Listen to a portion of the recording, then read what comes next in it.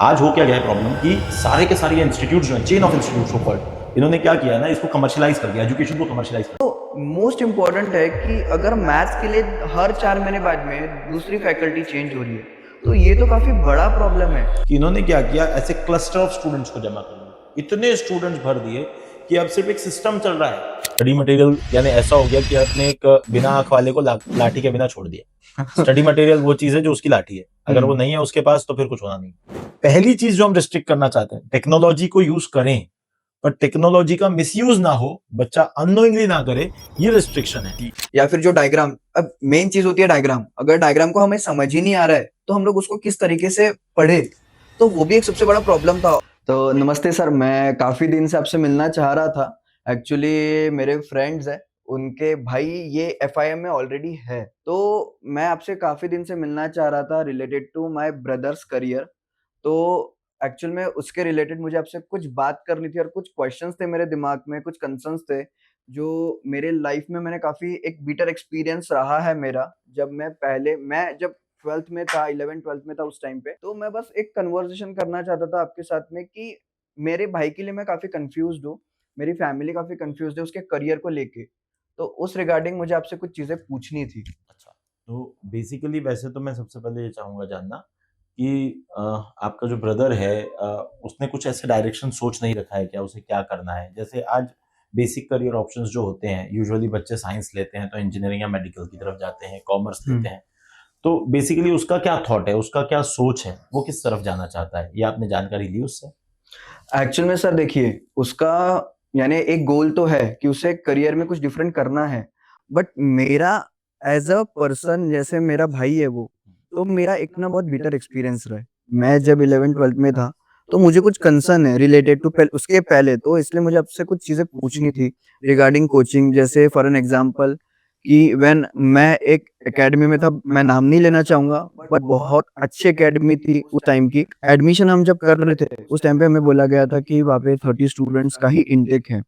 But जैसे धीरे-धीरे time pass हुआ, तो टाइम पास होने के बाद में 30 का 120 का इंटेक हो गया, और मुझे एज़ अ पर्सन बहुत प्रॉब्लम्स हुए, बहुत सारे डाउट्स होते थे, मैंने सॉल्व नहीं होते थे। तो ये सारी चीज़ों के लिए मैं बहुत कंसर्न रहता था, और मैं चाहता हूँ कि मेरे भाई के साथ वो चीज़ ना हो, जो आजकल काफ़ी बड़ी इंस्टीट्यूट्स करते हैं। तो that is my main concern. देखिए, सबसे पहली प्रॉब्लम ना इसमें क्या है, आज क्या होता है, बेसिकली सारे पेरेंट्स ग्लैमर देखते हैं। उन्हें क्या होता है कि जो एक चेन ऑफ इंस्टीट्यूशंस खुल गए हैं ऑल ओवर इंडिया में, हमारी 25 ब्रांचेस हैं, 30 ब्रांचेस हैं, 50 ब्रांचेस हैं। हो क्या रहा है, ये चेन ऑफ इंस्टीट्यूट्स को आज पेरेंट्स सोचते हैं कि बहुत बड़ा कुछ है सिस्टम, जिसमें बहुत सारी कुछ चीज़ें मिलने वाली है और कुछ तो भी अलग ही करा देंगे। ऐसा कुछ भी नहीं होता। अगर एक बच्चा बेसिक करियर को चूज़ कर रहा है, तो उसकी जो रिक्वायरमेंट्स हैं, वो बहुत सारे इंस्टीट्यूट अपने लेवल पे भी कंप्लीट कर सकते हैं। आज हो क्या गया है प्रॉब्लम कि सारे के सारे ये इंस्टीट्यूट जो हैं, chain of institute so called, इन्होंने क्या किया है ना, इसको कमर्शियलाइज कर दिया, एजुकेशन को कमर्शियलाइज कर दिया। ज्ञान सबके पास है, नॉलेज सबके पास है, हर टीचर जो है वो अच्छे से अच्छा ही पढ़ाता है। प्रॉब्लम सिर्फ यहाँ हो रही है कि इन्होंने क्या किया, ऐसे क्लस्टर ऑफ स्टूडेंट्स को जमा कर लिया, इतने स्टूडेंट्स भर दिए कि अब सिर्फ एक सिस्टम चल रहा है, चर्निंग हो रही है। और नीचे वाले बच्चों के साथ क्या हो रहा है, क्योंकि हर बच्चे का आईक्यू लेवल सेम नहीं है, हर बच्चे को एक पर्सनल अटेंशन की जरूरत है। ये जरूरत है कि उसको देखा जाए उसकी रिक्वायरमेंट्स क्या हैं। ये इतने बड़े बैच साइज में नहीं हो सकता। अगर आपका बच्चा 120 बच्चे या 90 या 100 बच्चों की बैच में बैठा हुआ है, तो कभी भी फोकस्ड नहीं हो सकता। एक सिंपल सा एग्जाम्पल बताता हूँ। एज अ टीचर अगर मैं पढ़ा रहा हूँ, मैंने बोर्ड पे कुछ लिखना शुरू किया, मेरा ध्यान ज्यादा से ज्यादा सामने की 3 या 4 बेंच तक जाता है, 5 बेंच तक जाता है। उतने में 20-22 बच्चे बैठे होते हैं। पीछे के जो बच्चे होते हैं, मेरा फोकस उन तक जाता ही नहीं। फिर अगर मान लो कोई एक बहुत अच्छा बच्चा है, बाय चांस उसे जगह नहीं मिली और वो पीछे बैठ गया है जाके। अब वो कोई क्वेश्चन पूछना चाह रहा है, मैं पढ़ा रहा हूँ, उसे कोई डाउट आ रहा है और वो पूछना चाह रहा है, जबकि वो लेंथ ही रूम की इतनी पीछे है, वो वहां से कितनी जोर से चिल्लाए, टीचर तो माइक लेके पढ़ा रहा है, इसलिए उसकी आवाज पीछे तक जा रही है, पर वो पीछे वाला जो बच्चा है, वो उतनी जोर से चिल्लाएगा तो नहीं, तो वो हेजिटेशन में शांत बैठा हुआ है, अपने डाउट्स लेके बैठा हुआ है। तो ये जो लार्ज बैच साइज है, कहीं ना कहीं एक अच्छे बच्चे को भी तोड़ देता है, खराब कर देता है, उसके करियर को बर्बाद कर देता है। क्योंकि हर बच्चा पहले दिन, दूसरे दिन, पहले महीने से इतना सिस्टम में फ्री नहीं होता कि वो जाएगा और कुछ भी चीजें अपनी पूछ लेगा। उसको कुछ समय लगता है। और ये जो commercial so called commercial institutions हैं, इन्होंने सब कुछ कमर्शलाइज कर दिया है। तो ये एक बहुत बड़ा प्रॉब्लम है बैच साइज। फिर इसके साथ ही साथ बहुत सारे और भी दिक्कतें होती हैं। अब 120 बच्चे बैठे हैं उसमें, अब वहां पे वो जो टीचर पढ़ा रहे हैं, जब इन बच्चों को डाउट आता है तो बच्चा सोचता है कि मैं उन्हीं टीचर से डाउट पूछूं जो टीचर मुझे पढ़ा के जा रहे हैं। अब वो एक टीचर के ऊपर ऑलरेडी 4 या 5 बैच का लोड इन्होंने दे रखा है। अब वो लोड के चक्कर में वो बैच से निकलता है टीचर और अब उसके पास समय नहीं है। अब 120 में से अगर 15 बच्चे भी डाउट पूछने आ जाते हैं फॉर एग्जांपल, तो वो टीचर कितना 15 मिनट का ब्रेक है उसके क्लासेस के बीच में, वो कितने बच्चों को डाउट बताएगा? और उस टीचर को भी तो एक मेंटल रिलैक्सेशन चाहिए, वो भी तो पीस चाहता है, 15 मिनट ब्रेक लेना चाहता है ताकि नेक्स्ट क्लास में वो फ्रेश जाए। बट ये चीजें नहीं होती। ये एक बहुत नेगेटिव एस्पेक्ट है। आप किसी भी बड़े इंस्टीट्यूट में देखेंगे तो कोई भी क्लास के 15 मिनट के गैप में कोई भी टीचर अगर बहुत ईमानदारी से भी पढ़ाएगा, डाउट्स बता देगा, तो वो 2-4 बच्चों को डाउट बता पाएगा। उसके बाद फिर वो डाउट क्लास के लिए वेट करता रहेगा। उस दिन कोई टीचर उसको अवेलेबल नहीं हो पाएंगे, नेक्स्ट डे फिर वो वेट करता रहेगा। इन दिस वे उसका जो डाउट है वो रिकरिंग होता चला जाएगा, वो स्टैक होता चला जाएगा। एट द एंड वो अच्छा पढ़ने वाला बच्चा भी डिमोटिवेट हो। तो इसलिए जो लार्ज बैच साइज है ये बिल्कुल भी एक्सेप्टेबल नहीं है एट एनी कॉस्ट। हाँ, ये सेम प्रॉब्लम यानी हमने तो फेस किया ही है। बट मेरा भाई मुझे ये चीज बता रहा था कि लाइक जैसे उसके बैच में 120 बच्चे, तो 120 बच्चे होने के बाद में प्रॉब्लम ये होता है सर कि इंस्टीट्यूट्स में हर 4 महीने बाद में फैकल्टी चेंज हो रही है। और ये फैकल्टी चेंज होने के कारण मेरा भाई या फिर कोई भी बच्चा हो वो कितना कंफ्यूज होता होगा कि लाइक जैसे फिजिक्स है, मैथ्स है और आप पकड़ लीजिए केमिस्ट्री है। ये 3 तो सबसे इंपॉर्टेंट सब्जेक्ट होते हैं 12th में, और इवन तो जेई और नीट के लिए तो मोस्ट इम्पोर्टेंट है कि अगर मैथ्स के लिए हर 4 महीने बाद में दूसरी फैकल्टी चेंज हो रही है, तो ये तो काफी बड़ा प्रॉब्लम है। नहीं, एक्चुअली कैसा हो रहा है, ये मैंने जैसे कहा ना, कमर्शलाइजेशन, ये जो चेन ऑफ इंस्टीट्यूशंस हैं ये कमर्शलाइजेशन में क्या करते हैं, कहीं ना कहीं इन्हें चाहिए होता है कि अपने सिस्टम में लार्ज इनटेक करके फैकल्टीज को मैनेज करें। और इतना कमर्शलाइजेशन हो चुका है कि बहुत सारी जगहों पे बहुत सारा फाइनेंशियल मैटर भी इन्वॉल्व है। यानी कैसा होता है कि कई सारे टीचर्स की सैलरी और बाकी चीज़ें और डिस्प्यूट्स, इसके कारण वो कहीं ना कहीं स्विच करते रहते हैं। क्योंकि आज कोई भी चाहता है कि ठीक है हमें ऑप्शन मिलेगा तो हम इधर नहीं उधर चले जाएंगे, उधर नहीं इधर चले जाएंगे। इस सबसे ऊपर एक्चुअली टीचर्स के अंदर होना चाहिए एक स्टेबल माइंडसेट। स्टेबल माइंडसेट यानी आज मैं अपनी अगर बात करूं, हमारे ग्रुप में आज हम 5 लोग पढ़ा रहे हैं अगर, तो हम 5 लोग बहुत स्टेबल माइंडसेट के हैं। हमारे यहाँ एफआईएम में और बाकियों में डिफरेंस क्या है, अगर यहाँ डिफरेंस की बात कर लें तो हम लोग क्या करते हैं, सबसे पहली बात हमारा इनटेक 25 से 30 स्टूडेंट से ज्यादा का है ही नहीं, हम उससे ज्यादा एक बैच में बच्चे लेते नहीं। दूसरी सबसे इंपॉर्टेंट बात यह है कि हम सिर्फ उतने ही टोटल बच्चे लेते हैं जितनों को मैं पर्सनली पढ़ा पाऊं या हमारा जो 5 लोगों का ग्रुप है वो पढ़ा पाए, बस। अगर हमारे पास 4 बैचेस को या 3 बैचेस को पढ़ाने की ही गैप है तो हम 3 ही बैचेस के हिसाब से 90 या 80 बच्चों को ही लेंगे ताकि हम पर्सनली पढ़ाएं। हमने कभी भी ऐसा नहीं किया कि हम पढ़ा रहे हैं, पेरेंट्स से ऑफिस में कोई और मिल रहा है, पीटीएम में कोई और मिल रहा है, तो इस तरह की चीज नहीं होगी। जब हम एडमिशन कर रहे हैं तब काउंसलिंग भी हम कर रहे हैं, पढ़ा रहे हैं, पढ़ा भी हम रहे हैं, डाउट्स भी हम बता रहे हैं, और जो पीटीएम के समय पे बच्चों का प्रोग्रेस डिस्कस करना है पेरेंट्स के साथ वो भी हम पर्सनली कर रहे हैं। तो ये सबसे बड़ा फैक्टर एक्चुअली होता ये है कि अगर कोई बच्चे के टीचर्स बार बार 2 महीने 3 महीने में बदलते रहें, सबसे बेसिक प्रॉब्लम जो बच्चे को आती है वो ये आती है कि एक पर्सन के पढ़ाने का तरीका। मैं ये नहीं कहूंगा कि कोई टीचर खराब पढ़ा रहा है, कोई टीचर अच्छा पढ़ा रहा है, ऐसा नहीं। जो बच्चा होता है 15-16 साल का जो बच्चा होता है, उसका जो सेंसेस हैं वो उतने स्ट्रांग नहीं होते, वो इतना जल्दी चीजों को एक्सेप्ट नहीं करता। उसके साथ ये होता है कि जब कोई एक टीचर आते हैं, वो 2 महीने पढ़ाते हैं, तो वो उनके साथ कंपैटिबल हो जाता है। उसको लगता है हाँ सर का अच्छा समझ में आ रहा है, सर का एक तरीका समझ में आ रहा है, उनका एक वे समझ में आ रहा है, तो वो कंफर्टेबल हो गया। अब सडनली क्या किया आपने, वो टीचर को चेंज कर दिया। वो आपने क्यों किया क्यों नहीं किया वो आपका प्रॉब्लम है, बट आपने चेंज कर दिया। अब चेंज करते ही वो नया टीचर आ गया। अच्छा, नया टीचर आते ही वो बच्चा जो है वो बेचारा कंफ्यूज हो गया, क्या करूं, कैसे करूं, क्या करूं।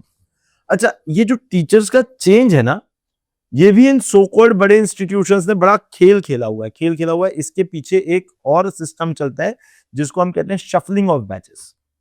ओके। ये एक ऐसा हथियार निकाला है कोटा से, शफलिंग ऑफ बैचेस। ये क्या करते हैं कि जैसे इनके टीचर्स चेंज हो रहे हैं, ये इनको पता है बहुत जल्दी जल्दी टीचर्स बदलते हैं, शिफ्ट हो रहे हैं, क्या करें, सिस्टम को बनाए रखना है, तो एक शफलिंग ऑफ बैचेस, जिसको इन्होंने क्यों कहा कि भाई हम क्या करते हैं, जो अच्छा बच्चा स्कोर करता है हम उसको अपर वाली बैच देते हैं, जो बच्चा खराब स्कोर करता है हम उसे डिग्रेड करते हैं। अब आप सोच के देखिए यही कितनी खराब बात है। अगर कोई बच्चा 1 या 2 टेस्ट में पुअर परफॉर्म कर रहा है, आपने उसे नीचे डाल दिया, इसका मतलब आपने तो पहले ही उसका कॉन्फिडेंस तोड़ दिया।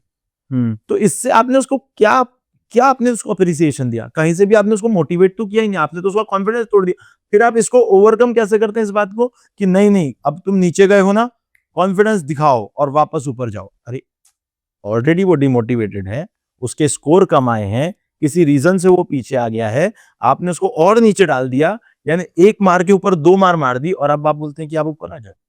It is not possible. But होता यह है कि शफलिंग को एक बहुत बड़ा टूल इस तरह दिखाया जाता है जिससे कि बच्चे के कॉन्फिडेंस को या क्वालिटी को इम्प्रूव किया जा सके। बट बेसिकली ये जो शफलिंग है, ये टूल तो है, एडवांटेज तो है, पर ये एडवांटेज बच्चे से ज्यादा सिस्टम के लिए है।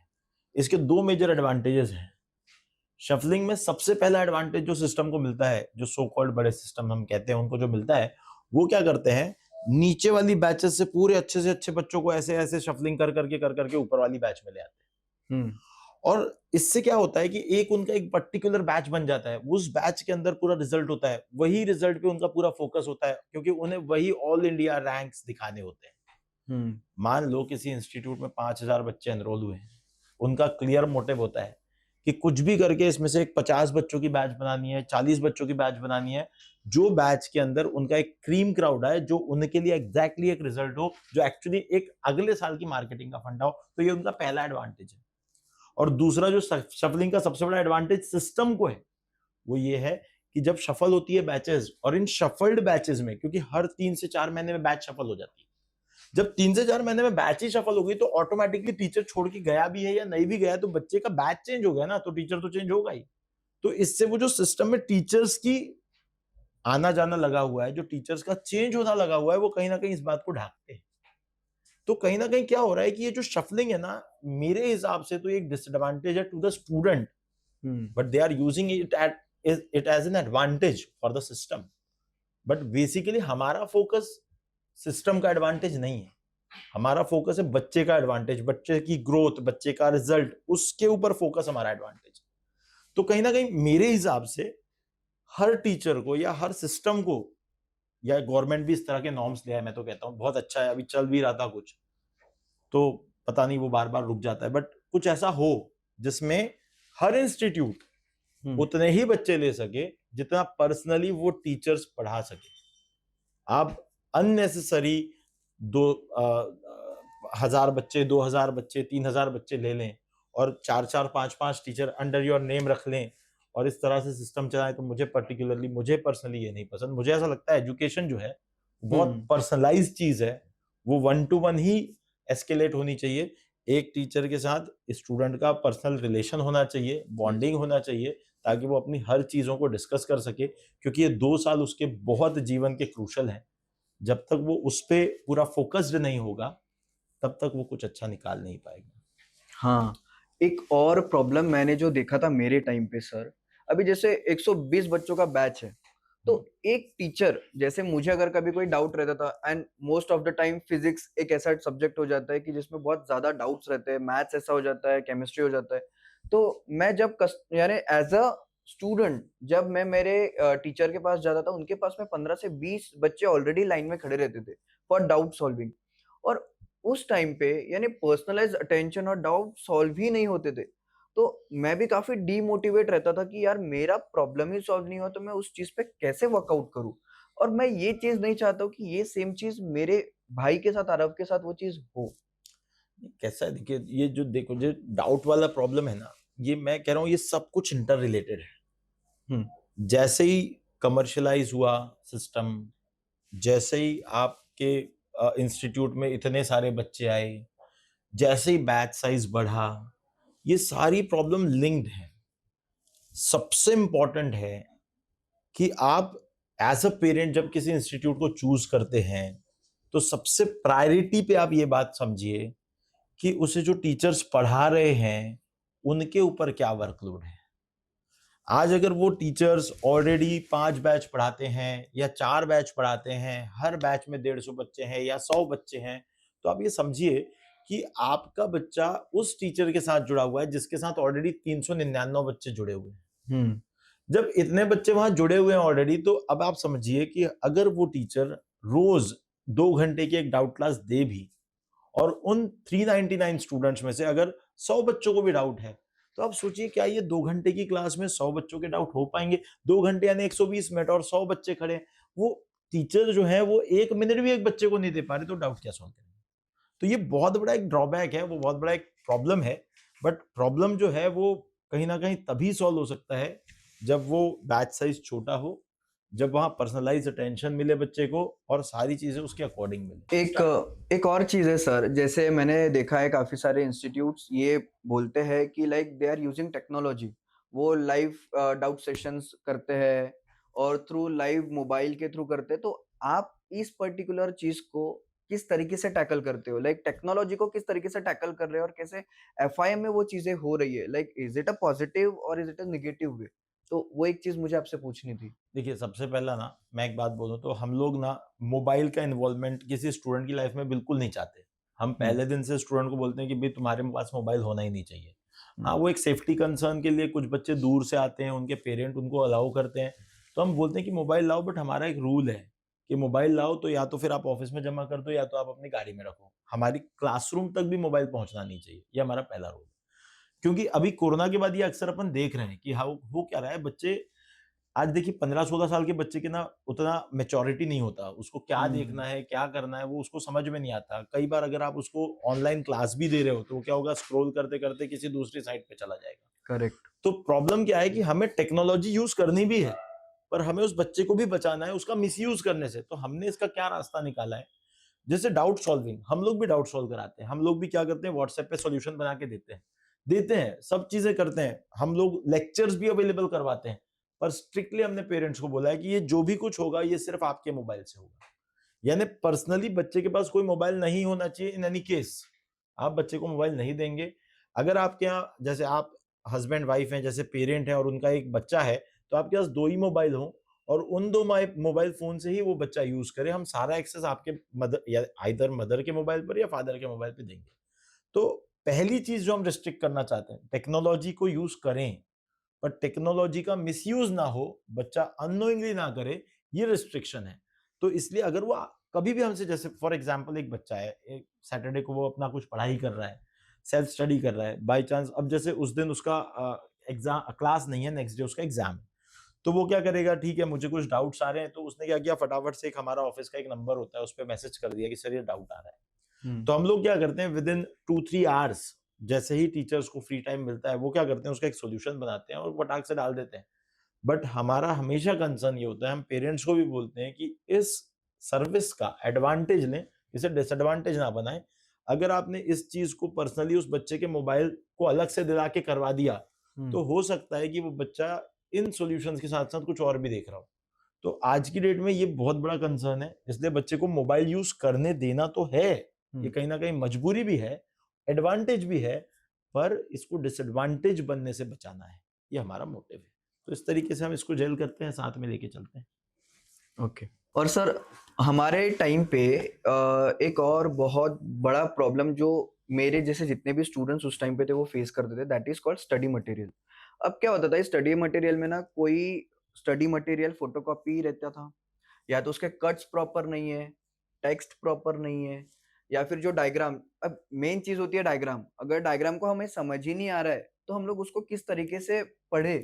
तो वो भी एक सबसे बड़ा प्रॉब्लम था। और इवन दो मेरे भाई ने भी ये चीज मुझे बोली कि जब वो इंस्टीट्यूट में, जहाँ पे भी जो भी इंस्टीट्यूट में भी वो कर रहा है, वहां पे भी ये सेम चीज उसके साथ हो रही है कि यानी आप जो स्टडी मटेरियल उसे दे रहे हो वो प्रॉपर ही नहीं है, तो वो पर्सन सेल्फ स्टडी करेगा कैसे? तो वो भी एक कंसर्न था। और मैं ये जानना चाहता हूँ कि एफआईएम में आप उस चीज को किस तरीके से करते हो, या उसको किस तरीके से टैकल करते हो? कैसा है ये, तो बहुत जेन्युइन और बहुत बड़ी चीज है। स्टडी मटेरियल यानी ऐसा हो गया कि आपने एक बिना आंख वाले को लाठी के बिना छोड़ दिया। स्टडी मटेरियल वो चीज है जो उसकी लाठी है, अगर वो नहीं है उसके पास तो फिर कुछ होना नहीं। अब स्टडी मटेरियल में भी जैसे जो आप पॉइंट रेज कर रहे हैं ना, ये तो बहुत छोटी चीज है, ये तो कुछ भी नहीं है। यानी अच्छी प्रिंटिंग होना, फोटोकॉपीड नहीं होना, प्रॉपर अरेंज होना, उसमें डीटीपी वर्क होता है प्रॉपर, तो ये सारी चीजें तो बहुत बेसिक हैं। ये हमारे मटेरियल में तो ऑलरेडी पूरी तरह से उसको मैनेज कर लिया गया है। पर इसके बियॉन्ड मैं बताता हूँ स्टडी मटेरियल की और रिक्वायरमेंट क्या होती है। स्टडी मटेरियल की बेसिक रिक्वायरमेंट ये है उसका प्रॉपर अपडेशन और proper it is in synchronisation with your faculties, यानी टीचर्स के साथ सिंक होना।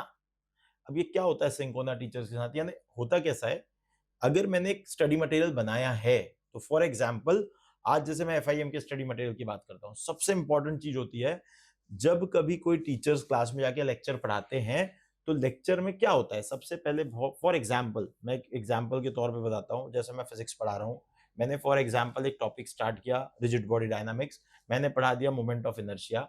मैंने क्या किया, what is moment of inertia उसे समझाया, this is moment of inertia, ये इसका फॉर्मूला है, ये इस तरह से निकाला जाता है, एकदम बेसिक बात उसे बता दी। तो उस बेसिक बात को बताने के बाद मैंने छोटे मोटे कुछ क्वेश्चंस कराए, इस जगह पे मेरी क्लास खत्म हो गई। अब ये जो बेसिक आइडिया मैंने दिया है, तो मेरे स्टडी मटेरियल के अंदर इस बेसिक आइडिया से रिलेटेड ही एक एक्सरसाइज होनी चाहिए। तो हमारे पास एक्सरसाइज 1 होती है जिसके अंदर बहुत बढ़िया क्वेश्चंस होते हैं, जो एकदम बेसिक क्वेश्चंस होते हैं। वो इतने बेसिक क्वेश्चन है कि वो उस पहली क्लास के, अगर उसने फोकस से सारी चीजें सुनी है, पढ़ी है, वहां के छोटे छोटे क्वेश्चन सॉल्व किए हैं, तो एक्सरसाइज 1 बहुत बढ़िया से सॉल्व कर लेगा, उसको कोई दिक्कत ही नहीं आएगी। यानी वो जो क्लास में पढ़ के गया, उसने उसको अटेम्प्ट किया तो उसका कॉन्फिडेंस बढ़ गया, उसको मजा आ गया, वो नेक्स्ट डे आएगा, अरे वाह मेरे से ये क्वेश्चन बन गया, मैं जाऊंगा नेक्स्ट डे और फिर आगे की क्लास करूंगा। तो इससे क्या होता है, एक्चुअली स्टडी मटेरियल बहुत बड़ा रोल प्ले करता है उस बच्चे को मोटिवेट करने के लिए। देखिए, एक अकेला मोटिवेशन एक दिन दे दोगे तो कोई काम का नहीं है। एक्चुअली एक स्टूडेंट को अगर आपको पढ़ाना है तो 2 साल तक उसे कंटिन्यूअस रिगरसली टीचर्स को मोटिवेट करते रहना पड़ता है, पेरेंट्स को भी उसे कंटिन्यूअसली मोटिवेट करते रहना पड़ता है। तो ये जो मोटिवेशन है, ये कंटिन्यूअस ऐसी चीज है जो देते रहनी पड़ेगी आपको। तो जो हमारी क्लासेस में स्टडी मटेरियल है, बहुत बड़ा रोल प्ले करता है उसमें। फिर एक्सरसाइज 2 के अंदर जाओगे आप, एक्सरसाइज 2 में आप जाओगे तो जैसे क्या होता है, हमारा हमारा बेसिक पढ़ाने का स्ट्रक्चर ये है कि हमारे जैसे लेक्चर्स चल रहे हैं, फॉर एग्जांपल रोटेशनल मोशन, जैसे रिजिड बॉडी डायनामिक्स मैंने पढ़ाना शुरू किया, हमने उसके लिए 14-15 क्लासेस ले ली, 14-15 लेक्चर्स तक हमने पढ़ाया। तो हम क्या करते हैं, रोज एक लेक्चर पढ़ाया, उस लेक्चर से रिलेटेड क्वेश्चन दिए और सिर्फ एक्सरसाइज 1 देंगे। फिर दूसरा लेक्चर पढ़ाया, दूसरे लेक्चर से रिलेटेड क्वेश्चन देंगे, एक्सरसाइज 1 से देंगे। धीरे धीरे धीरे धीरे करके क्या हुआ, उसका एक्सरसाइज 1 में एक अच्छा फेथ क्रिएट हो। जब उसका एक्सरसाइज 1 कंप्लीट हो गया ना, तो उसको दिखता है कि अब मैंने रोटेशनल मोशन को पूरा अच्छे से बेसिक्स से पढ़ लिया है, बेसिक्स मेरे क्लियर हो गए। अब वो बच्चे के पास आती है एक्सरसाइज 2। एक्सरसाइज 2 पे आप जैसे ही जाते हैं तो एक्सरसाइज 2 में हमारा जो लेवल है वो जेई के लेवल का होता है, मेंस के लेवल का, यानी सिर्फ जेई मेंस। यानी वो बच्चा अगर जेई करना चाह रहा है तो वो लेवल ऐसा है कि अब भाई वो अपने आप को टेस्ट कर सकता है, भाई मैं जेई मेन के लेवल का हूं कि नहीं। क्योंकि उसने एक्सरसाइज 1 बहुत अच्छे से किया तो उसको एक्सरसाइज 2 में बहुत बड़ा इंटरेस्ट आएगा, बढ़िया लगेगा, उसे मजा आएगा करने में। इस तरीके से एक्सरसाइज 3, एक्सरसाइज 4 वो धीरे धीरे धीरे धीरे करके उसको जेई मेन से जेई एडवांस के लेवल तक ले जाता है। सिमिलरली यही चीज जो नीट वाला बच्चा होता है, नीट वाले बच्चे के लिए भी हमने लेवल्स बनाए हुए हैं, वो उस तरीके से उसको अलग अलग लेवल से ऊपर ले जाता है। इसके भी ऊपर एक और बात है कि जो हमारी आखिरी एक्सरसाइज होती है, अब इसमें एक बहुत बड़ा फैक्टर है, जो आखिरी एक्सरसाइज होती है वो होते हैं PYQs, that means previous year questions.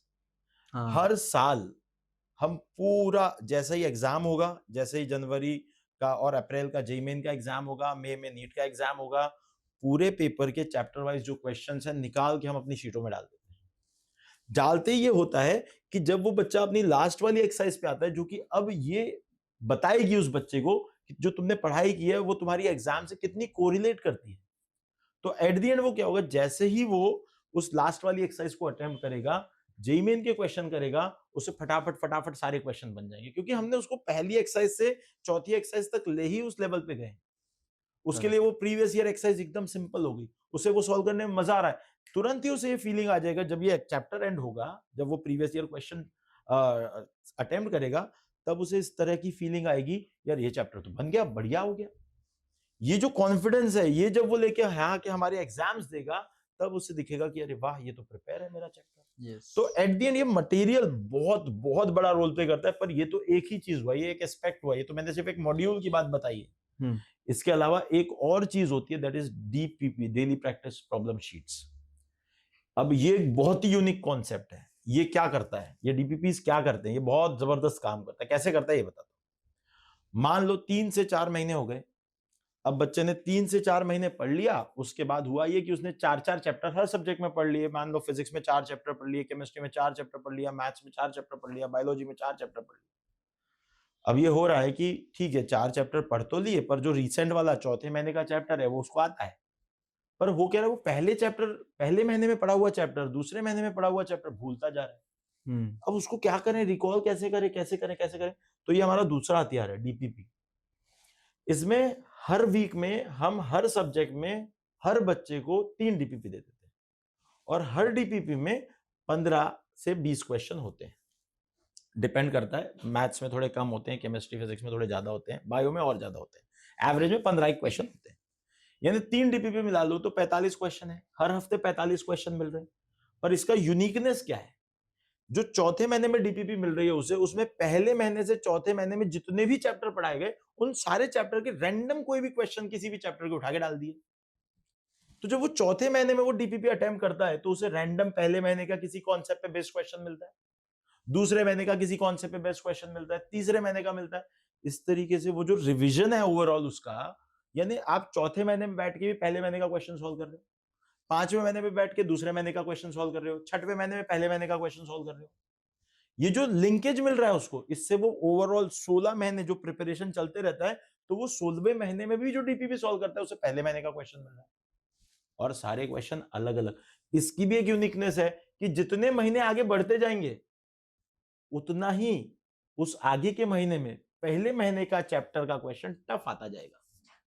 यानी आप समझो, पहले महीने में पढ़ा काइनेमेटिक्स, तो 6वें महीने में जब काइनेमेटिक्स का क्वेश्चन देखोगे काफी टफ मिलेगा, क्योंकि आप ऑलरेडी 5 महीने कर चुके हो।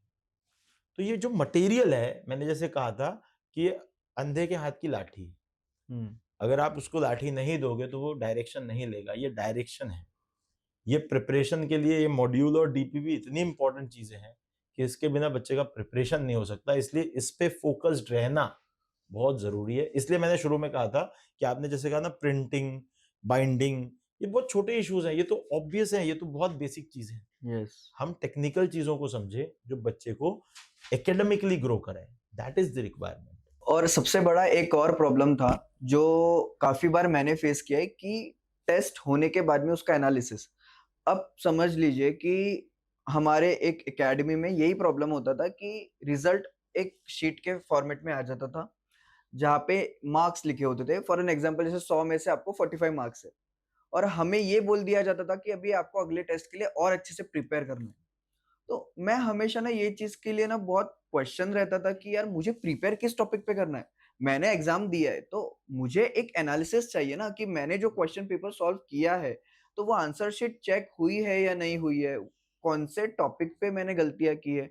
तो वो मुझे एनालिसिस ही नहीं मिलता था। तो क्या एफआईएम में ऐसी चीजें होती है? एफआईएम में जो सिस्टम है टेस्ट का, वो एक्चुअली कहीं ना कहीं मैं कहूंगा कि सबसे यूनिक सिस्टम है all over India, cross India. क्योंकि ये इसलिए कह सकता हूं मैं कॉन्फिडेंटली, क्योंकि ऑलरेडी मैंने अपने अर्ली स्टार्ट में 2.5 साल तो कोटा में स्पेंड किए। मैं कोटा में 2.5 साल पढ़ा चुका हूँ, नेशनलाइज इंस्टीट्यूट में लगभग 8-9 साल पढ़ा चुका हूँ। तो ये सब चीजें मैं जानता हूँ, इसमें क्या ड्रॉबैक्स होते हैं, कैसे होते हैं। बट जो एफआईएम में है, जो हमने अडॉप्ट किया है, that is very different. Okay. इन सारे ड्रॉबैक्स को लेते हुए, इन सारे ड्रॉबैक्स को ओवरकम करते हुए हमने एफआईएम में एक यूनिक टेस्ट सिस्टम जनरेट किया है। सबसे पहली चीज बोलूंगा कि 100 से ज्यादा टेस्ट लेते हैं हम एक बच्चे के 2 साल में कॉम्पिटिटिव एग्जाम के लिए। सिर्फ कॉम्पिटिटिव एग्जाम में 100 से ज्यादा टेस्ट कैसे लेते हैं वो पूरा एक्सप्लेन करूंगा, सब बताऊंगा। बट पहले की बात है 100 से ज्यादा टेस्ट। दूसरा, पैरेलली, क्योंकि बच्चे के ना साइमल्टेनियसली 2 एग्जाम है, एक तो कॉम्पिटिटिव एग्जाम है, या तो जेईई या नीट दे रहा है वो, दूसरा है उसका बोर्ड एग्जाम जो कंपल्सन है, वो तो दिए बिना रह ही नहीं सकता। ऑब्वियसली। यानी उसको 2 एग्जाम्स का प्रिपरेशन साइमल्टेनियसली करना है। तो ये दोनों एग्जाम साथ देनी है, तो प्रिपरेशन भी स्ट्रांग चाहिए। तो जैसे मैंने कहा 100 test for only competitive exams and 5 rounds, especially 5 rounds for boards exams. अब हम कैसे करते हैं इसको सिंक्रोनाइज, ये मैं बताता हूँ। ये बहुत यूनिक टेस्ट सिस्टम है, और मैं कहता हूँ एनालिसिस, स्कोर, पेरेंट्स तक पहुंचना, रिजल्ट, सब कुछ आएगा इसके अंदर। वो आप सुनते जाओ कैसे होता है। ओके। एक्चुअली होता यह है कि जब हमारी क्लासेस चालू होती है, मैं वहां से स्टार्ट से एंड तक की सारी सिचुएशन बताता हूँ। जब क्लासेस स्टार्ट होती है तो हम लोग पहले महीने में तो टेस्ट की इंटेंसिटी को कम रखते हैं, यानी एक महीने में हम 2 ही टेस्ट लेते हैं। जैसे 15 दिन में एक ले लिया, दूसरा 15 दिन में, यानी सेकंड वीक। ये पहले वीक मंथ में इसलिए ऐसा किया जाता है क्योंकि पहले मंथ में बहुत ज्यादा सिलेबस नहीं पढ़ाया जाता, थोड़ा सा सिलेबस होता है क्योंकि बच्चा भी जस्ट 10th से आया होता है, यस। थोड़ा सा मेच्योरिटी नहीं रहती, उसको सिस्टम को समझने में करने में समय लगता है, हाँ, तो कॉप अप करने में थोड़ा टाइम लगता ही है, थोड़ा करेक्ट। सा कम रहता है। जैसे ही हमारा फर्स्ट मंथ खत्म होता है, फिर वहां से हमारा एक टेस्ट प्लानर, कॉम्पिटिटिव एग्जाम का टेस्ट प्लानर एग्जीक्यूट होना शुरू होता है, जिसमें हम क्या करते हैं, हम बना देते हैं टेस्ट प्लानर को 4 ग्रुप में डिवाइड करके, ग्रुप 1, ग्रुप 2, ग्रुप 3, ग्रुप 4। हमने 4 ही ग्रुप इसीलिए बनाए क्योंकि हर महीने में 4 संडे हैं, यानी 4 वीकेंड्स हैं, 4 हफ्ते मिल रहे हैं आपको, यानी एवरी संडे हमारा टेस्ट होगा, ये हो गया फिक्स, पहली बात हो गई। और हर संडे एक ग्रुप आएगा, ये भी बात क्लियर हो गई, यानी first group first Sunday, second group second Sunday, third group third Sunday, fourth group fourth Sunday. अब पहले महीने में जो पढ़ा है हम उसको ग्रुप में डिवाइड करके बच्चे को प्लानर दे देते हैं और ग्रुप के नीचे जगह छोड़ देते हैं, क्योंकि जैसे जैसे हम पढ़ाते जाएंगे वो ग्रुप में नए टॉपिक भी ऐड होते जाएंगे। यानी पहले महीने में समझ लो ग्रुप में एक चैप्टर थे, तो अगले महीने दूसरे महीने वही ग्रुप में दो चैप्टर हो जाएंगे, तीसरे अच्छा। महीने तीन हो जाएंगे। इन दिस वे धीरे धीरे धीरे धीरे वो ग्रुप बड़े बड़े बड़े होते जाएंगे। पर इस सबका यूनिक फीचर ये है कि वो ग्रुप 1 में पहले महीने का चैप्टर भी है, दूसरे महीने का भी है, तीसरे महीने का भी है, तो जब चौथे महीने में ग्रुप 1 पे टेस्ट आएगा तो चारों चैप्टर आएंगे, यानी चौथे महीने में वो जो पहले महीने में पढ़ाया हुआ चैप्टर था वो चौथे महीने में चौथी बार आ रहा है। इसका मतलब 10 महीने में तो वो 10 बार आ चुका है। करेक्ट। ग्रुप 1 10 महीने में 10 बार आ चुका है, यानी पहला चैप्टर 10 बार, दूसरा चैप्टर 9 बार, तीसरा chapter 8 bar, and so on. इतना रिपीटेडली चैप्टर्स का आना, तो उतनी ही ज्यादा बार बच्चे को रिवाइज करना, उतनी ही ज्यादा बार रिवाइज करना, यानी उतनी ही ज्यादा बार उसको वो चीज को स्ट्रॉन्ग करने का मौका मिलना। तो जब चैप्टर इतनी बार आते हैं, एक्चुअली नॉर्मली क्या होता है, बाकी जगह पे जो टेस्ट होते हैं वो मोस्टली पूरे 2 साल में 32, 34, 35 टेस्ट होते हैं, बहुत हो गया। ओके। इसके कारण ये दिक्कत आती है कि एक चैप्टर ज्यादा से ज्यादा 2, 3, 4 बार आता है, या हम एक चैप्टर कम से कम 10, 12 बार टेस्ट में डाल रहे हैं, तो उसको कितना चांस मिल रहा है रिपीट करने का, कितना चांस मिल रहा है रिवाइज करने का, ये एक पॉइंट हो गया। दूसरी चीज सबसे इंपॉर्टेंट, अब जैसे कि बात आती है कि मुझे ये पता कैसे चले कि मैंने हर पेपर में क्या किया। मेरा पेपर गया था, मैंने उसमें कुछ सॉल्व किया था, मैंने ओएमआर भरी थी, सब कुछ किया था, बट मेरी गलतियां क्या हैं? इन गलतियों के लिए एक स्ट्रॉन्ग डिस्कशन का सिस्टम होना बहुत जरूरी है। जो हम क्या करते हैं, संडे को पेपर दिया बच्चे ने, 9 से 12 बजे पेपर हो गया, 12 बजे जैसे ही वो क्लासरूम से निकलेगा, उसे निकलते ही यहाँ डोर्स पे एक आंसर की दी जाएगी, जिसके अंदर आंसर की भी और सॉल्यूशंस भी है। उसको पहला काम ये करना है, घर पहुंचते ही थोड़ा बहुत रिफ्रेशमेंट लेते ही अपना आंसर की और पेपर लेके बैठ जाना है, और पहले अपना रिजल्ट खुद ही बना लेना है कि चलो मैंने फिजिक्स में फॉर एग्जांपल ये 5 करेक्ट किए, ये 3 गलत किए, ये 2 नहीं किए, ऐसा करके मेरा क्या स्कोर बन रहा है मुझे बनाना है। उसके बाद जो उसने गलत किए या नहीं किए, जो अटेम्प्ट नहीं किए या गलत किए, उनको उसने देखना है कि मैंने क्या गलती की, क्योंकि उसके पास हमने सॉल्यूशन भी दे दिया। करेक्ट। अब वो सॉल्यूशन देख के कुछ क्वेश्चन तो ना उसे तुरंत हिट कर जाएंगे, अरे यार ये छोटी सी मिस्टेक थी, बराबर। मेरे को तो ये आ जाता था, मैं तो करता, थोड़े एफर्ट लगाता हो जाता, या कैलकुलेशन मिस्टेक नहीं करता तो हो जाता, यानी उसको फर्स्ट स्टेप ऑफ एनालिसिस मिल गया। हाँ, करेक्ट जो है। वो एनालिसिस है जो उसके खुद पास ही है। यस। अब कुछ ऐसे क्वेश्चन निकल के आएंगे, 5-6 क्वेश्चन ऐसे निकल के आएंगे कि अरे हिंट ही नहीं लग रही क्या लिखा हुआ है, ये क्वेश्चन था ऐसा, इसका सोल्यूशन दिया है ऐसा, हिंट ही नहीं लग रही। अब नेक्स्ट डे जब वो बच्चा आएगा क्लास में, तो क्लास में पहले दिन ही, पहली क्लास में, उस सब्जेक्ट की पहली क्लास में सबसे पहले पेपर निकलवाया जाएगा, निकालो बच्चों पेपर। उन पेपर्स में अब पूछे जाएंगे डाउट्स। अच्छा, फर्स्ट क्वेश्चन से, चलो भैया क्वेश्चन 1 हो गया, 2 आया तुमको, 3 आया, अब कोई बच्चा बोलता है 3 नहीं आया, तो अब टीचर्स क्या करेंगे, 3 चलो एक्सप्लेन करते हैं, ऐसा था ऐसा था। फिर उनसे भी पूछेंगे तुमने क्या किया था, तुमने थॉट की डायरेक्शन क्या रखी थी। कई बार ऐसा होता है कि बच्चा सोचता है कि इसमें ये लगा दूं, पर उसकी थॉट की डायरेक्शन गलत होती है। करेक्ट है। तो हमें उसको करेक्ट करना जरूरी है, हमें उसे समझाना है कि तुमने ये क्यों सोचा और तुम्हें ये सोचना चाहिए था। फिर हमें उसको वो स्टार्टिंग पॉइंट क्वेश्चन में, जैसे कई बार क्या होता है क्वेश्चन में ना एक अलार्मिंग पॉइंट दिया होता है यस। कि भाई एक्चुअली क्वेश्चन में एक ऐसी चीज दी होती है जिससे तुम उसको सॉल्यूशन सोचना चाहिए, जिस डायरेक्शन में तुम्हें थॉट देना चाहिए, तो हम उसको सुझाते हैं, हम उसे देखो तुम ऐसा सोचो, ये क्वेश्चन में ऐसी दी है ना बात, तो तुम ऐसा सोचो। फिर वो अच्छा हाँ इस डायरेक्शन में तो नहीं सोचा मैंने। हाँ, यानी पता होता है पर कॉन्फिडेंस नहीं होता कि Confidence वो नहीं। बराबर है या नहीं है। हाँ, करेक्ट। तो इससे क्या होता है कि उसकी जो सोच थी या तो वो गलत थी तो हम उसको सुधारते हैं, यस। या अगर वो सोच सही थी पर उसने डर के मारे नहीं किया तो हम उसको अप्रिशिएट करते हैं, नहीं बढ़िया था, तुमने सोचना था, आगे बढ़ते थे, तुम आता था आंसर, तुम्हारे 4 मार्क प्लस हो जाते। हाँ।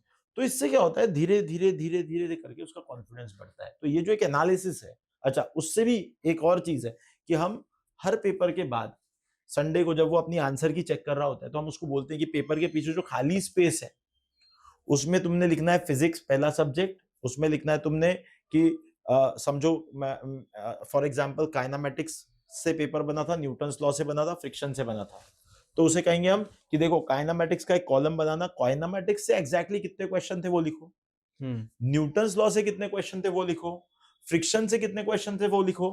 तो इससे क्या होता है सबसे पहली बात ना उसे एनालिसिस करना आता है कि अच्छा ये क्वेश्चन इस चैप्टर का है।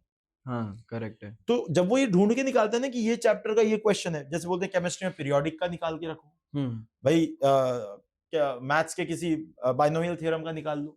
तो जब वो इंडिविजुअल इंडिविजुअल सब्जेक्ट के इंडिविजुअल टॉपिक के क्वेश्चंस को निकालता है पेपर में से, तो उसको जज होना शुरू हो जाता है कि अच्छा इस टॉपिक का ये क्वेश्चन, इस टॉपिक का ये क्वेश्चन, तो उसे दिखने लगता है कि अच्छा ये टॉपिक में मेरा ये क्वेश्चन रॉन्ग हुआ है, यानी मेरा ये टॉपिक वीक है। और फिर उसको उस क्वेश्चन में भी हम ये सुझाते हैं कि उस टॉपिक का वो कौन से सब टॉपिक का क्वेश्चन है उसको निकालो। फिर हम उसे ये बताते हैं एक्चुअली जब तुम्हें वो क्वेश्चन गलत कर रहे हो ना तुम, तो तुम जाओ कॉपी में उसको ढूंढो, अच्छा। वो जो अपन ने कॉन्सेप्ट पढ़ा था वहां देखो कुछ तो भी गड़बड़ है, हाँ, तुम्हारी हाँ, कॉन्सेप्चुअल क्लैरिटी नहीं है।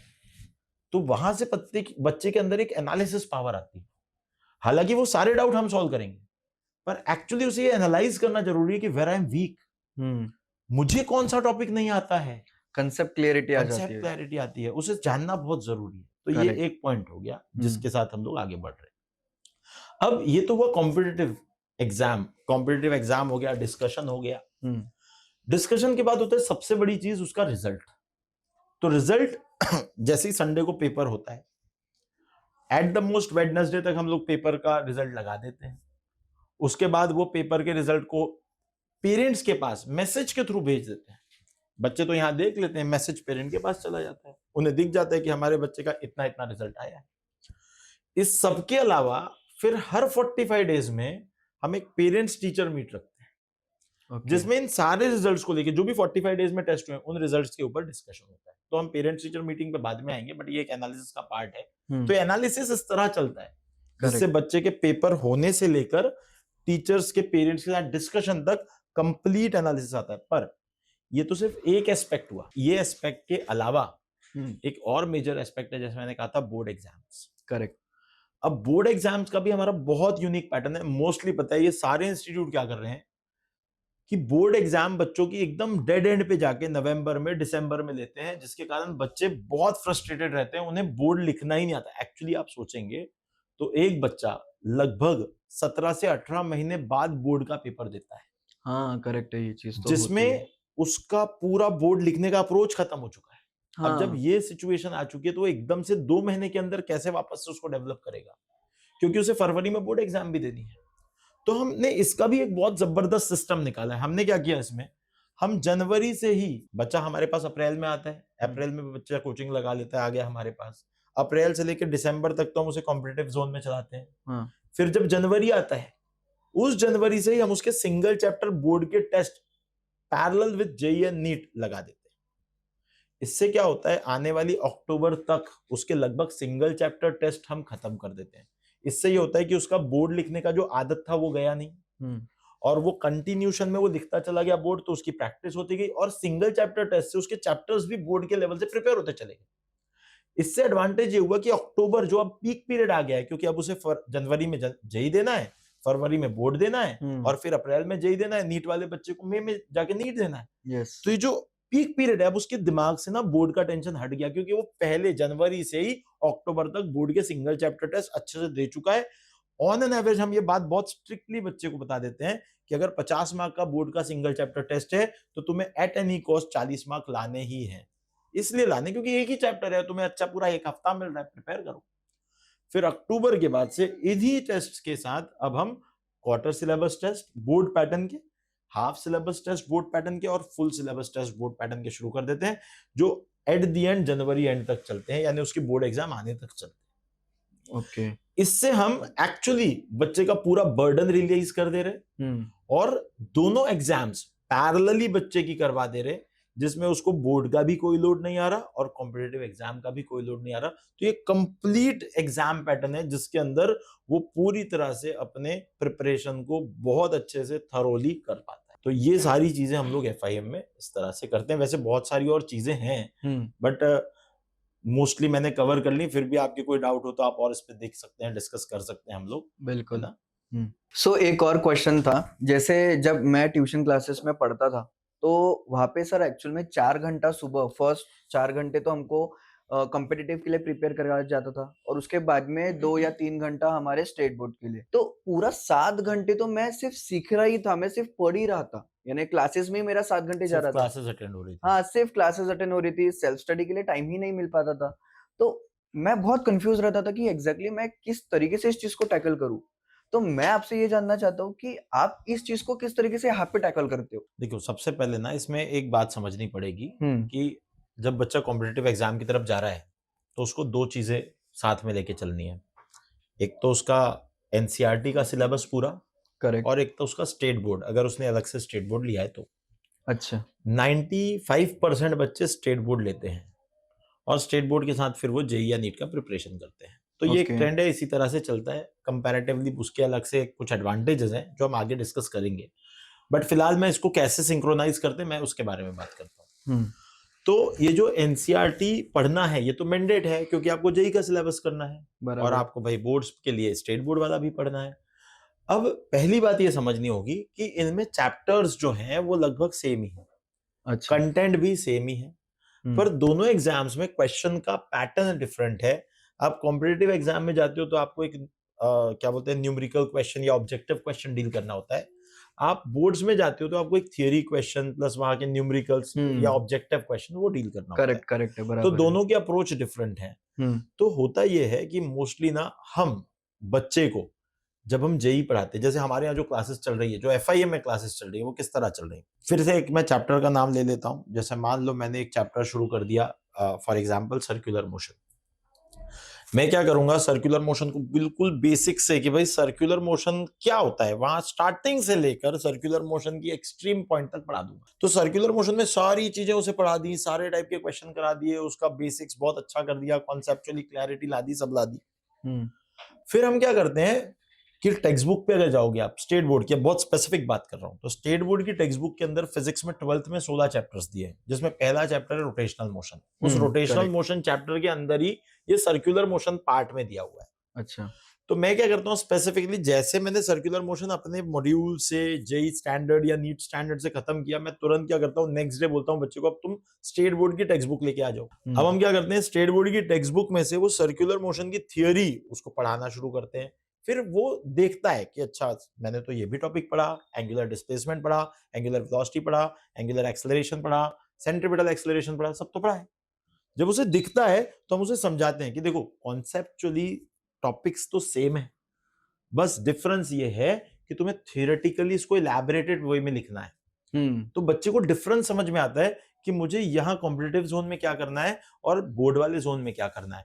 हाँ। तो ये पहले दिन से जब उसे दिखता है, और ये भी ऐसा नहीं जैसे आपने बोल दिया ना कि हम तो सुबह 4 घंटे कॉम्पिटिटिव पढ़ते थे फिर 3 घंटे बोर्ड पढ़ते थे, ये जो चीजें हैं ना, ऐसा नहीं होता। ओके। हम उसको पहले फोकस्ड पूरा कॉम्पिटिटिव पढ़ाते हैं। एक्चुअली कॉम्पिटिटिव भी बोल के नहीं पढ़ाते, हम उसे बोलते हैं कि कॉन्सेप्ट सीखो, एक्चुअली सर्कुलर मोशन सीखो, आप समझो, मोशन को समझो। करेक्ट है। ऑटोमेटिकली तुम्हारे उसमें जेई भी आ गया, तुम्हारा उसमें बोर्ड्स भी आ गया, टेंशन नहीं है। फिर जब वो बच्चा बहुत अच्छे से इस चीज को समझ लेता है, बोर्ड की टेक्स्ट बुक हम उसको डिस्कस करा देते हैं, तो बोर्ड की टेक्स्ट बुक के बाद उसकी एक्सरसाइज जो है प्रॉपर डिस्कस कराते हैं, उसकी एक अलग से कॉपी बनाते हैं बोर्ड्स की। अच्छा। यानी उसके दिमाग में एट ए टाइम शुरू में सिर्फ एक चीज चल रही थी, मैं जेईई या नीट पढ़ रहा हूँ। अब उसके दिमाग में क्लैरिटी चल रही है कि मैं बोर्ड्स पढ़ रहा हूँ, बड़े आराम से मैं बोर्ड्स पढ़ रहा हूँ, मुझे समझ में आ रहा है बोर्ड में कैसा लिखना है, मुझे समझ में आ रहा है जेईई नीट में कैसा लिखना है। बहुत इंपॉर्टेंट है ये बात की क्लैरिटी आना। वो बच्चा 2 साल बाद ये दोनों एग्जाम बहुत कम टाइम स्पैन में फेस करने जा रहा है। यस इतने शॉर्ट पीरियड में, जनवरी में जेई देगा, फरवरी में बोर्ड देगा, इतने शॉर्ट पीरियड में। इसलिए उसको पहले से ये एनालिसिस समझाना, पहले से ये डिफरेंसेस समझाना एक्सट्रीमली जरूरी है, बहुत ज्यादा जरूरी है। करेक्ट तो इस तरीके से जब हम दोनों चीजों को साइमल्टेनियसली लेके उसको समझाते हैं तो उसे क्लैरिटी आती है कि बोर्ड में मैंने कैसे आंसर्स लिखने हैं, जेई में मुझे कैसे लिखने हैं। तो यहां एक जाके वो कंक्लूड हो जाती है चीज कि वो बोर्ड अलग से सेपरेटली पढ़ रहा है, जेई अलग से पढ़ रहा है। इन दिस वे सारे चैप्टर्स हम डील करते चलते हैं। हमारा जो सिलेबस का पूरा की पूरा सीक्वेंस है वो एनसीईआरटी की 11वीं की क्लास से लेकर 12वीं की क्लास के आखिरी तक चलता है, और इसी बीच में 12वीं के स्टेट बोर्ड के जो चैप्टर्स आते जाते हैं हम उनको सेपरेटली स्टेट बोर्ड की टेक्स्ट बुक से स्टेट बोर्ड के पैटर्न में डील करते चलते हैं, जिससे उसके अच्छा। दिमाग में बहुत क्लैरिटी रहती है कि ये चैप्टर मेरा जेई में भी है, ये चैप्टर मेरा स्टेट बोर्ड में भी है, तो मुझे इसको इस तरह से हैंडल करना है। ओके यहाँ कोई कंफ्यूजन की गुंजाइश नहीं है। वो बहुत अच्छे से इसको प्रिपेयर कर सकता है। और फिर इसके साथ हमारा हथियार चलता है जो मैंने आपको पहले बताया था हाँ कि 5 राउंड स्टेट बोर्ड के चलते हैं। अच्छा हाँ तो वो 5 राउंड जब चलते रहते हैं तो ये चैप्टर जैसी बोर्ड से डिस्कस हुआ, फट से उसका बोर्ड पैटर्न का टेस्ट हो गया। हाँ और जेई के पैटर्न के या नीट के पैटर्न के टेस्ट तो हर संडे चल ही रहे हैं, यस तो ये पैटर्न वाला बोर्ड वाला टेस्ट भी हो गया, जिससे उसके दिमाग में क्लैरिटी आ गई बोर्ड में कैसा लिखना है, जेई में कैसा लिखना है। करेक्ट, यानी दोनों कंसेप्ट भी क्लियर हो जाते हैं और दोनों तरीके से भी यानी प्रॉपर प्रिपरेशन होता है। और एक्चुअली ये सब कुछ सिर्फ और सिर्फ तभी पॉसिबल है जब हम लिमिटेड बच्चों के साथ काम करें। हाँ अगर मैंने 5,000 10,000 बच्चे अननेसेसरी भर लिए होते, आज अगर हम कमर्शियल क्लासेस बन चुके होते, तो आज ये काम नहीं कर पाते, क्योंकि इतने बड़े मॉब में ये सारी चीजें इस तरह हैंडल कर पाना, मैनेज कर पाना पॉसिबल नहीं है। ये सारे जो मैंने कहा था ना चेन ऑफ इंस्टीट्यूशंस, ये बहुत बहुत ज्यादा फीस चार्ज करते हैं, बहुत एक्सट्रीमली हाई अमाउंट चार्ज करते हैं, और उसके बावजूद भी ये इस तरह का सिस्टम नहीं दे सकते जो हम दे रहे हैं यहाँ बैठ के, आज ऑन कैमरा मैं बता रहा हूँ। करेक्ट बट फिर भी ये सिस्टम इतना फीस लेके क्यों नहीं दे पा रहे, क्योंकि इतने बड़े मॉब के लिए इतनी सारी चीजें इतने माइक्रो लेवल पे मैनेज करना एक्चुअली पॉसिबल नहीं है। ये सिर्फ पैसे का मैटर नहीं है कि पैसा है तो आप कर लोगे, ऐसा नहीं है। आपको वहां man power, focused man power, हर इंडिविजुअल पे ध्यान देने वाला मैन पावर, उसकी जरूरत है। करेक्ट तो Got ये it. एक बेसिक प्रॉब्लम है। परफेक्ट। और एक चीज था कि लाइक अभी ना बहुत ज्यादा यानी इंस्टीट्यूट्स बोलते हैं कि ये AIR है, इतना AIR आ गया, ऑल इंडिया रैंकिंग इतना है। तो ये AIR का कंसेप्ट क्या है? क्योंकि मैं तो जब था मुझे उस टाइम पे वो कंसेप्ट ही नहीं पता था कि AIR है क्या। Actually AIR that is all India rank. होता क्या है कि जब आप जेई देते हैं, जो नेशनल एनटीए कंडक्ट कर रहा है, अब ये जो जेई है उसमें डेफिनेटली ऑल इंडिया रैंक निकल के आती है बच्चे की, कि भाई सो एंड सो बच्चा है जिसका ऑल इंडिया रैंक 1 है, किसी का ऑल इंडिया रैंक 2 है, किसी का ऑल इंडिया रैंक 100 है। हाँ यानी ये वो रैंक है भाई बेसिकली जो जितने भी बच्चे अपीयर हुए थे उसमें से टॉप रैंक्स रिफ्लेक्ट कर रहा है। अच्छा अब बात ये आती है कि इंस्टीट्यूट ये क्लेम करते हैं कि भाई हम पहले से देखो ऑल इंडिया रैंक दे रहे हैं। यानी मान लो कि एक सो एंड सो इंस्टीट्यूट है जिसकी पूरे इंडिया में 25 ब्रांचेस हैं और हर ब्रांच के अंदर 2-2 3-3 हजार बच्चे हैं, या इन ऑल वो 40,000 बच्चे पढ़ा रहे हैं। तो वो ये दिखाते हैं कि इन 40,000 बच्चों में से देखिए ऑल इंडिया रैंक आ गया बच्चे का। अच्छा या फिर वो क्या करते हैं, एक AIOT ऐसी ऑल इंडिया टेस्ट कंडक्ट करते हैं जिसमें बाकी इंस्टीट्यूट के बच्चों को भी पोलराइज करते हैं कि आओ बेटा आओ हमारे पास टेस्ट दो, ताकि ओके तुम्हें ऑल इंडिया रैंक मिल जाए, तुम्हें दिखे कि तुम 1 लाख में से कहां स्टैंड करते हो। तो मेरा परसेप्शन थोड़ा इसको लेके डिफरेंट है। जब मैं खुद तैयारी कर रहा था उस समय से मेरा एक थॉट है, हमेशा से थॉट है, कि मैं कभी भी ये रिलेटिव कि उसकी रैंक अगर 1 है तो उसकी रैंक अगर 5 है तो मेरी रैंक 1 हो जाए, उसकी रैंक अगर 10 है तो मेरी रैंक 6 हो जाए, मैं इस पे बिलीव नहीं करता। मैं कहता हूं मेरे टेस्ट जो है उसके मैक्सिमम मार्क्स है 300। भाई मैं जेई मेन का एग्जाम देने जा रहा हूं उसके मार्क्स है 300, या मैं Correct. नीट का एग्जाम देने जा रहा हूं उसके मार्क्स है 720। करेक्ट तो मेरी तैयारी होनी चाहिए 300 में से 300 कैसे लाऊं, हाँ यस मेरी तैयारी होनी चाहिए 720 में से 720 कैसे लाऊं। हमें तैयारी पे फोकस करना है क्योंकि हमें अपनी एक्सेलेंस बढ़ानी है। अगर भाई एक मान लो किसी एग्जाम में किसी बच्चे के हाईएस्ट नंबर समझ लो 300 में से 150 आए, रिलेटिवली उसके नीचे वाले के कम आए, तो मैं ये क्यों सोचूं कि मेरे 150 से कम आए। मैं तो उसमें भी चाहूंगा कि 150 से ज्यादा मेरे आए।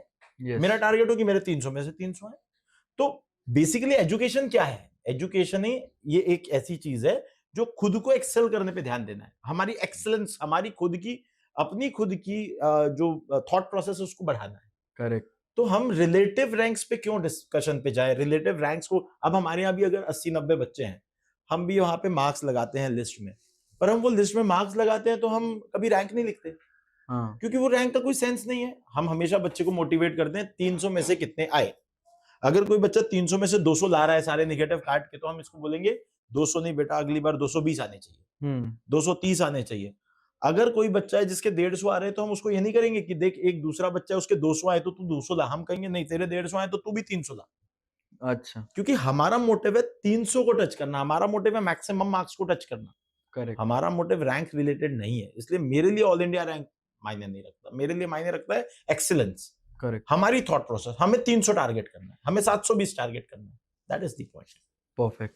वही है कि लाइक हम लोग जब थे उस टाइम पे ये एआर बहुत चलता था, बट अभी ये चीज कंसेप्ट क्लियर हो कि ये एआर एग्जैक्टली है क्या। यानी it's not up to the maximum mark, it's all about कि टोटल नंबर में जितने मार्क्स आएंगे उसके अकॉर्डिंग वो ऑल इंडिया रैंकिंग सेट होगी। तो ये कंसेप्ट ही गलत है मेरे अकॉर्डिंग तो। बिल्कुल, तो यही चीज है, बस हमें हमें सिर्फ अपनी पर्सनल एक्सीलेंस पे फोकस करना यस। है, दैट इज द मोटिव। अपने मार्क्स लाने हैं, मैक्सिमम मार्क्स लाने हैं, कोशिश करने जितने ज्यादा ला सकते हैं, निगेटिव कम से कम हो, पॉजिटिव ज्यादा से ज्यादा हो, हमारे मार्क्स डिडक्ट ना हो, ये हमें कोशिश करनी है। और एक मेरा लास्ट कंसर्न था आपसे कि अभी जैसे जब हम लोग वो चीजों पे वर्कआउट करते हैं, मेन पॉइंट होता है फीस। अब क्या होता है, जब मेरे टाइम पे मेरे साथ में ये चीज हुई थी सर, कि मैंने एडमिशन लिया, एडमिशन लेने के बाद में उन्होंने मुझे एक एम्पल अमाउंट बताया, XYZ अमाउंट था। और उसके बाद में ना जैसे हम लोगों ने एडमिशन करने के बाद में धीरे धीरे स्टडी मटेरियल का यानी फीस अलग, बाकी ट्यूशन फीस अलग, बाकी चीजें अलग, तो देन वो ना ऐड होते होते एक बहुत बड़ा अमाउंट बन गया एट दी एंड। तो मेरा एक चीज पूछना था कि यहाँ पे भी एफआईएम में ऐसा कुछ है या कुछ हिडन चार्जेस होते हैं, या सारा चीजें वन इसी में है, यानी एक फीस में है। कैसा होता है, सबसे बड़ी प्रॉब्लम ये है कि मैं जो फीस और ये जो चीजें हैं, बेसिकली ये एक बहुत सेंसिटिव पार्ट है। करेक्ट। क्या होता है कि हमारे यहाँ एक कल्चर है, पहली चीज तो हम कभी भी फीस जो होती है वो डिस्कस कभी भी बच्चों के साथ नहीं करते, सिर्फ पेरेंट्स से करते हैं। करेक्ट। दूसरा जो सबसे इंपॉर्टेंट एस्पेक्ट हमारा है वो ये कि अगर बाय चांस कभी कोई बच्चे का फीस ड्यू है या किसी तरह का कुछ है, तो वो चीजें भी कभी बच्चों को कन्वे नहीं होती सिवाय पेरेंट के डिस्कशन के। यानी हमारे यहाँ पढ़ने वाले बच्चे को कभी ये पता भी नहीं होता हमारे एंड से कि उसका कोई फीस बैलेंस है या उससे कोई हमें एक्स्ट्रा फीस कलेक्ट करनी है या करना है, कुछ भी नहीं।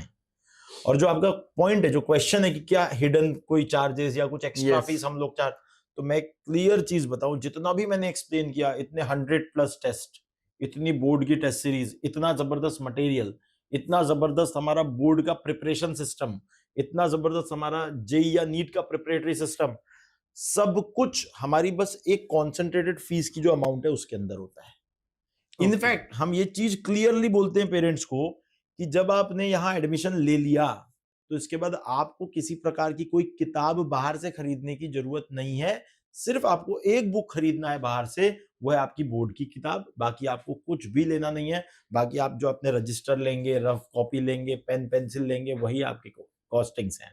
अदरवाइज हमारी तरफ से जो एक फिक्स अमाउंट हमने फिक्स कर लिया, वही amount final and last fees जो होता है, बाकी किसी भी प्रकार की कोई चीज नहीं होती। तो ये इस तरह से चलता है। सो अभी मुझे सीरियसली बताओ तो काफी सारे कंसेप्ट क्लियर हो गया ना, मेरा विजन क्लियर हो गया मेरे भाई को लेके। सर मैं बहुत कंसर्न था ऑनेस्टली बताओ तो, क्योंकि मेरा जो चीज मेरे साथ हुई है मैं नहीं चाहता कि वो मेरे भाई के साथ। तो now I am little confident, यानी मैं काफी कॉन्फिडेंट हूँ, नॉट लिटिल बट मैं काफी कॉन्फिडेंट हूँ कि like now my vision is clear, और मैं मेरे भाई को बहुत अच्छे से समझा सकता हूँ, उसे गाइड कर सकता हूँ। बट हाँ, एक चीज जरूर रहेगी कि अगर मुझे कभी भी लगता है आपकी गाइडेंस की नीड, तो मैं जरूर आपसे फिर से एक बार कांटेक्ट करूंगा। डेफिनेटली, एक्चुअली मैं पर्सनली भी बहुत सारे पेरेंट्स या फिर जो स्टूडेंट होते हैं, पास स्टूडेंट्स, काफी ऐसे स्टूडेंट्स आते हैं, हम लोग पर्सनली उनको गाइड करते हैं, हम लोग समझाते हैं। हमारा विजन यही रहा है हमेशा कि अवेयरनेस फैलाएं, ज्यादा से ज्यादा हम अवेयरनेस दें, ज्यादा से ज्यादा लोगों को क्लैरिटी ऑफ थॉट लाएं।